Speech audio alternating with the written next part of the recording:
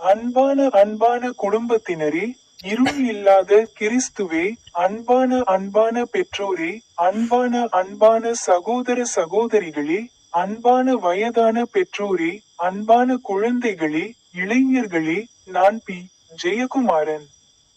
இன்று செப்டம்பர் 21ஆம் நாள், பொது வருடத்தின் 25வது வாரம். ஆண்டவரே, எங்கள் திருமணத்தில் ஏதேனும் குறைபாடு அல்லது தடை இருந்தால் அதை உமது வல்லமையால் நீக்குங்கள். என்னையும் என் மனைவியையும் உமது அன்பிலும் ஆசீர்வாதத்திலும் கொண்டு வாருங்கள். எங்கள் வீடும் குடும்பமும் சமாதானத்தாலும் விசுவாசத்தாலும் நிரப்பப்படட்டும். ஆமென். முதல் பைபிள் வசனத்தை சொல்லுங்கள். ரோமர் அதிகாரம் 5, வசனங்கள் 1 மற்றும் 2. விசுவாசத்தினால் நாம் நீதிமான்களாக்கப்பட்டபடியால் நம்முடைய கர்த்தராகிய இயேசு கிறிஸ்துவின் மூலம் நாம் தேவனோடு சமாதானம் பெற்றிருக்கிறோம். அவராலேயே நாம் விசுவாசத்தினால் இந்த கிருபையில் பிரவேசிக்கிறோம், தேவனுடைய மகிமையின் நம்பிக்கையில் களி கூறுகிறோம். சுருக்கமான அர்த்தம்: இயேசு கிறிஸ்துவின் மூலம் நமக்கு சமாதானம், கிருபை, நம்பிக்கை உண்டு. ஜெபம்: ஆண்டவரே, என்னை விசுவாசத்தில் நிலைநிறுத்தி உமது சமாதானத்தில் வாழ அனுமதியும். மொழிபெயர்ப்பு: இயேசுவின் மூலம் எங்களுக்கு அமைதியும் கிருபையும் உண்டு. வேண்டுதல்: ஆண்டவரே, ஒவ்வொரு நாளும் உமது நம்பிக்கையில் வாழ எனக்கு பலம் கொடுங்கள். செய்தி: கிறிஸ்தவ வாழ்க்கையின் அடித்தளம் விசுவாசமும் கிருபையும் ஆகும். பைபிள் வசனத்தின் 2வது பகுதியை பற்றி பேசுகையில், புனித லூக்கா எழுதிய பரிசுத்த நற்செய்தி, அதிகாரம் 16, வசனங்கள் 1 முதல் 3 வரை. மேலும் அவர் சீடர்களிடம், ஒரு ஐசுவரியவான் ஒரு காரியதரிசி இருந்தான். மக்கள் அவனுக்கு முன்பாக காரியதரிசியை குற்றம் சாட்டி, இந்த மனிதன் தன் உடைமைகளை எல்லாம் வீணாக்குகிறான் என்று சொன்னார்கள். அப்பொழுது ஐசுவரியவான் அவனை அழைத்து, உன்னை பற்றி நான் கேள்விப்படுவது என்ன? உன் காரியதரிசியின் கணக்கு கொடு, ஏனெனில் நீ இனி ஒரு காரியதரிசியாக இருக்க முடியாது என்றான். அப்போது காரியதரிசி, இப்போது நான் என்ன செய்ய வேண்டும்? என் எஜமான் என் காரியதரிசியை பறித்துக் கொள்கிறான், என்னால் மண்ணை தோண்ட முடியாது, நான் பிச்சை எடுக்க வெட்கப்படுகிறேன். சுருக்கமான அர்த்தம்: உண்மையான விசுவாசம் சிறிய விஷயங்களில் தொடங்குகிறது. ஒரே நேரத்தில் 2 எஜமான்களுக்கு ஊழியம் செய்ய முடியாது.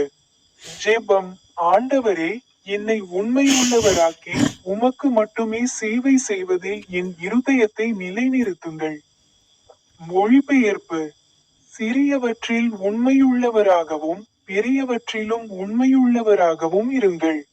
வேண்டுகோள்: ஆண்டவரே, என் வாழ்க்கையில் மிக முக்கியமானவராக நீர் இருக்கட்டும், பணத்திற்காக அல்ல. செய்தி: எங்கள் வாழ்க்கை கடவுளை சேவிப்பதற்காக மட்டுமே, பணத்தின் அடிமைத்தனத்திற்காக அல்ல. 3வது பைபிள் வசனத்தை பற்றி பேசுங்கள். யாக்கோபு அத்தியாயம் 4, வசனம் 7 கூறுகிறது, ஆகையால் கடவுளுக்கு கீழ்ப்படியுங்கள், பிசாசை எதிர்த்து நில்லுங்கள், அவன் உங்களை விட்டு ஓடிவிடுவான். சுருக்கமான அர்த்தம்: கீழ்ப்படிதலால் சாத்தானை வெல்வோம். ஜெபம்: ஆண்டவரே, என்னை கீழ்ப்படிதலுடனும் பலத்துடனும் ஆக்குங்கள், அப்போது நான் சாத்தானை வெல்ல முடியும். மொழிபெயர்ப்பு: கடவுளுக்கு கீழ்ப்படிந்து பிசாசை எதிர்த்து நில்லும். வேண்டுகோள்: ஆண்டவரே, எல்லா தீமைகளிலிருந்தும் என்னை காப்பாற்றி உமது வழியில் என்னை நடத்தும். செய்தி: கீழ்ப்படிதல் வெற்றிக்கான திறவுகோல். கடைசி பைபிள் வசனத்தை பற்றி பேசுங்கள். சங்கீதம் 23, வசனம் 3 கூறுகிறது, அவர் என் ஆத்துமாவை மீட்டெடுக்கிறார், அவர் தம்முடைய நாமத்தினிமித்தம் என்னை நீதியின் பாதைகளில் நடத்துகிறார். சுருக்கமான அர்த்தம்: கடவுள் நமக்கு புதிய வாழ்க்கையையும் சரியான பாதையையும் தருகிறார். ஜெபம்: ஓ ஆண்டவரே, புதுப்பி என் வாழ்க்கையையும் நீதியின் பாதைகளில் என்னை நடத்தும். மொழிபெயர்ப்பு: யெகோவா என்னை நீதியின் பாதைகளில் நடத்துவாராக. வேண்டுதல்: ஆண்டவரே, உமது நாமத்தின் மகிமைக்காக நான் சத்தியத்தில் நடக்க அனுமதியுங்கள். செய்தி: கடவுள் தம்முடைய பிள்ளைகளுக்கு புதிய வாழ்க்கையையும் நேரான பாதையையும் காட்டுகிறார். ஜெபிப்போம்.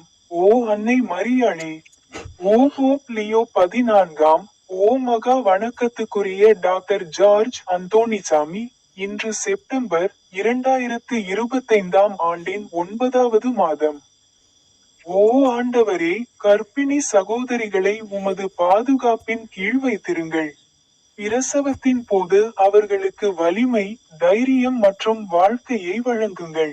மரணத்தின் நிழலிலிருந்து அவர்களை பாதுகாத்து குழந்தைக்கு ஆரோக்கியமான வாழ்க்கையை வழங்குங்கள்.